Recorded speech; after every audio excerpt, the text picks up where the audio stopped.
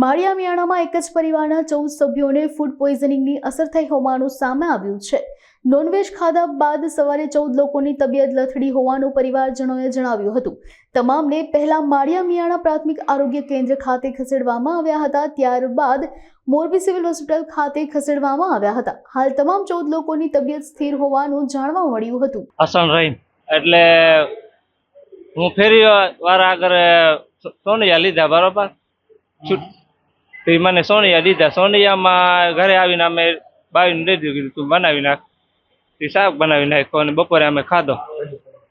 પછી સાંજે અમે મશીન ચાલુ હતો, છોરાને કીધું મશીન બંધ કરી નાખો, એ કે મારા પેટમાં દુખે છે।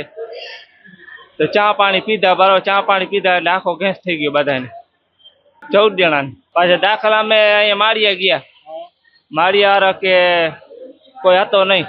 હું કીધું સાહેબને બોલાવો, કે સાહેબ તો કે હમણાં આવ્યો તો એ સાહેબ છે બરોબર।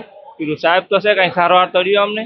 તો બીજી વાર અમે ઘરે આવતા રહીએ, બરાબર એક ઇન્જેક્શન માર્યો ને એક મોટો બનો હતો એને બાટલો ચડાવ્યો, અમને 2 ઇન્જેક્શન માર્યા। તો અમુકનો વધી ગયો ઇન્જેક્શન મારતા ભેગો, મારો તો આખો શરીર ખોટો થઈ ગયો ત્યાંથી। પછી મોરબી સિવિલે અમે સવારે પોઝિશન બધા કોઈ કામના રહ્યા નહોતા, તો એ 108 વાળો કહે કે માળિયા લઈ જાઓ તમને। કીધું માળિયા નહીં, અમે સિવિલે મોરબી લઈ જાઓ બરોબર, અહીંયા કંઈક સારવાર થાય। અહીંયા કાંઈ સારવાર થતી નથી બરોબર, અહીંયા અમે જઈને શું કરી?